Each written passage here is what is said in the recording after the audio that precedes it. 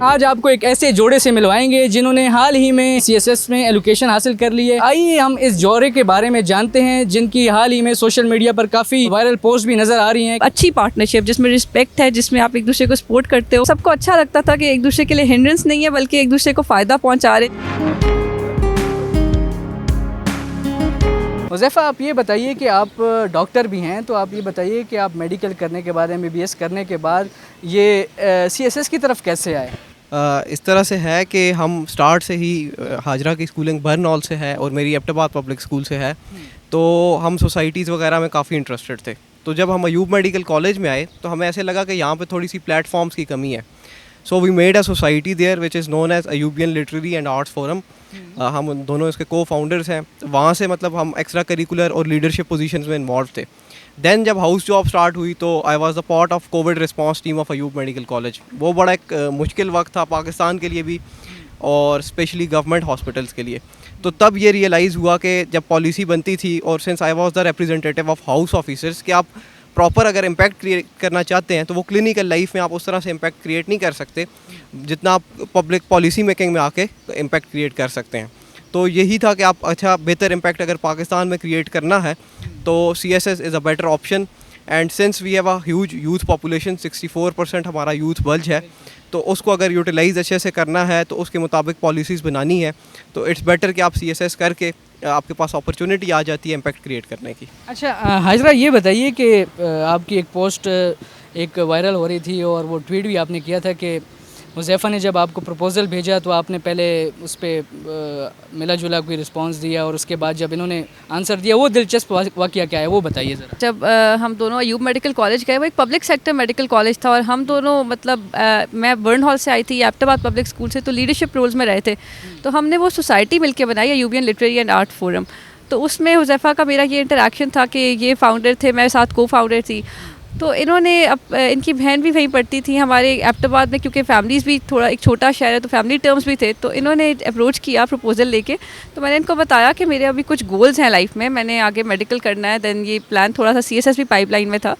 तो उस वक्त इन्होंने ये कहा कि गोल्स जो भी हैं वो हम मिल के अचीव करेंगे। और वो बात इनकी ऐसे फिर मैनिफेस्ट हुई कि हम लोगों को prime minister innovation award, KPK innovation award, UNDP के अवार्ड्स, BBC मेंशन, वो सब हम करते रहे। और एक मेरी ऑर्गेनाइजेशन थी, हम दोनों ने मिल के उसको इंटरनेशनल मतलब उसको बहुत से एक्कोलेट्स मिले।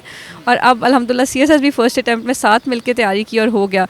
तो वो फिर इनकी बात जो है ना वो एक हकीकत बनी। इन्होंने मतलब सही प्रिडिक्ट किया था। मैं थोड़ी स्केप्टिकल थी उस वक्त, तो मुझे बड़ा ये एक मेरी लाइफ का मिरेकल एक लगता है, बहुत वो प्यारा मोमेंट लगता है। तो मैंने उसको फिर ट्वीट किया था और लोगों ने बड़ा अच्छा रिस्पांस दिया, उससे रिलेट कर सके। और यही मैसेज भी है कि आप कभी भी आपके लिए एटलीस्ट एक अच्छी पार्टनरशिप जिसमें रिस्पेक्ट है, जिसमें आप एक दूसरे को सपोर्ट करते हो, जिसमें आपके कॉमन गोल्स, कॉमन जर्नीज़ हैं, वो कभी भी आपके लिए हिंड्रेंस नहीं बनता। ये बताइए कि CSS की तैयारी, फिर आपकी शादी को कितना टाइम हुआ और फिर शादी के बाद CSS की तैयारी कैसे की गई, क्या डिफ़िकल्टीज़ हैं? नहीं, डिफ़िकल्टी तो अल्हम्दुलिल्लाह कोई भी नहीं हुई। अगस्त 2022 में हमारा हुआ था निकाह। उसके बाद ये हमें फ़ायदा हुआ है कि हम एक इकट्ठे नोट्स बनाते रहें, डिस्कशंस करते रहें। हम इंटरव्यू प्रेपरेशन हमने सारी एक दूसरे को मौक़ दिया करते थे हम लोग। तो यह है कि फ़ायदा था। और जब अकेडमी भी जाते थे तो हर बंदा यही हैरान होता था कि मतलब तुम लोग माशाल्लाह किस तरह इकट्ठे किया है। और यह है कि सबको अच्छा लगता था कि एक दूसरे के लिए हिंड्रेंस नहीं है बल्कि एक दूसरे को फ़ायदा पहुँचा रहे हैं। जिसको एक की स्ट्रेंथ है वो दूसरे की वीकनेस कवर कर रहा है, जो दूसरे की स्ट्रेंथ है वो अपना फ़ायदा जो है वो पहले को दे रहा है। तो यह है कि हमें फ़ायदा हुआ है, हमें अल्हम्दुलिल्लाह इसकी वजह से कोई हर्डल्स नहीं फेस करने पड़े। जो बात कहते हैं कि शादी के बाद जो है लड़की के लिए पढ़ाई मुश्किल हो जाती है, तो आपने तो इस टाइप को कोई चेंज कर दिया? हाँ, नहीं, मैं यही आपको कह रही हूँ ना कि जो एक ऐसी पार्टनरशिप, देखें पावर कपल इसी को कहते हैं ना, जो मैंने आपको अभी बताया कि जिनके शेयर्ड गोल्स होते हैं, शेयर्ड मोटिवेशंस होती हैं, दैन शेयर्ड जर्नीज होती हैं towards the achievement of those goals. तो आज मैं प्राउडली कह सकती हूँ कि yes we are that power couple अल्हम्दुलिल्लाह। और हमारे पेरेंट्स भी, इनके पेरेंट्स, मेरे पेरेंट्स, इस तरह सपोर्ट हम दोनों को करते रहें। मतलब कभी कोई हमारे बीच झगड़ा हो, कुछ हो, तो मेरे पेरेंट्स कहते थे कि उसकी सक्सेस तुम्हारी सक्सेस है, उसको अपलिफ्ट करो, उसे मोटिवेट करो, औरत का काम होता है। ये बताइए कि कितना अरसा पढ़ना पड़ता है CSS में, और आप दोनों ने तो फिर साथ ही स्टडी की है, तो क्या हेल्प होती थी और क्या डिफ़िकल्टीज आती थी? ये असल में बड़ा सब्जेक्टिव क्वेश्चन है। अगर तो बेसिक्स आपकी अच्छी हैं, आपकी स्कूलिंग अच्छी हुई है, तो फिर you can start the preparation. अब प्रेपरेशन किसी को 8 मंथ्स लगते हैं, किसी को 6 मंथ्स लगते हैं, किसी को 1 ईयर लगता है, depending upon the background. Since we were from medicine, हम दोनों मेडिसन से थे, तो हमारा सोशल साइंसेस का बिल्कुल बैकग्राउंड नहीं था। बट हमारा एडिशनल एडवांटेज ये था कि अगर इन्होंने पॉलिटिकल साइंस के नोट्स बना दिए तो मैंने साइकोलॉजी के बना दिए, हम आपस में शेयर कर लेंगे। हमारे केस में इट टुक अराउंड 8 मंथ्स जो हमारी कंप्लीट प्रिपरेशन थी। वो जो मेडिकल की पढ़ाई हुई वो फिर ज़ाया हुई या उसको कहीं आप परस्यू करेंगे? मेडिसिन की स्टडी जी बिल्कुल ज़ाया नहीं हुई। बहुत सारी चीज़ें आप मेडिसिन ने मेरे अंदर इनकलकेट की हैं that will help me serve better. For example एक मेडिसिन में भी हम इन्वेस्टिगेशन करते हैं और अभी पुलिस सर्विस में भी इन्वेस्टिगेशन वाला पार्ट है that can help a lot. और since I am teaching forensic medicine तो फोरेंसिक मेडिसिन का बहुत रोल है पुलिस सर्विस में। सेकेंडली मेडिसिन का बहुत अच्छी बात मुझे ये लगती थी कि हम बाकी यूनिवर्सिटीज़ के जो स्टूडेंट्स होते हैं एक बबल में रह रहे होते हैं, तो हम बहुत जल्दी 3rd ईयर से जब वार्ड्स जाना शुरू करते हैं तो एक प्रैक्टिकल लाइफ में एक तरह से आ जाते हैं कि हमारे सामने एक पेशेंट आता है, तो उसने एक एम्पैथी वाला जो हमारे अंदर स्पिरिट है वो इनकलकेट किया उस चीज़ ने। और अब ये है कि हम बेहतर अंडरस्टैंड कर सकते हैं सोसाइटी के प्रॉब्लम्स को। अगर आप वार्ड्स में 24-24 घंटे ड्यूटी कर रहे हैं और आप एक पब्लिक सेक्टर हॉस्पिटल में, तो आपको पता चलता है कि लोगों की मुश्किलात किस किस्म की हैं, लोगों के फाइनेंशियल प्रॉब्लम्स किस किस्म के हैं। तो ये सारे फ़ायदे मेडिसिन ने दिए हैं। ये बताइए कि इस सारे सिनेरियो के दौरान एकेडमीज़ का कितना रोल होता है? आपने भी कोई एकेडमी फिर ज्वाइन की? नहीं जी, मेरी जो रिटर्न की प्रिपरेशन थी वो मैंने सारी घर पर की थी।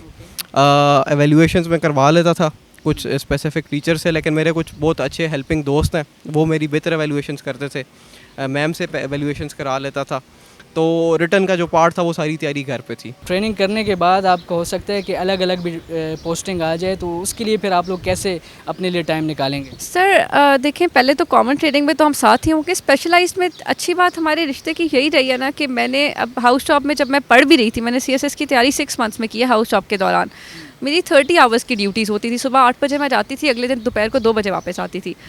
तो उसमें हम रोते भी थे। हुज़ैफ़ा के बीच में ऐसी जॉब्स रही हैं कि सुबह 8 बजे जाते थे, शाम 11 बजे आते थे।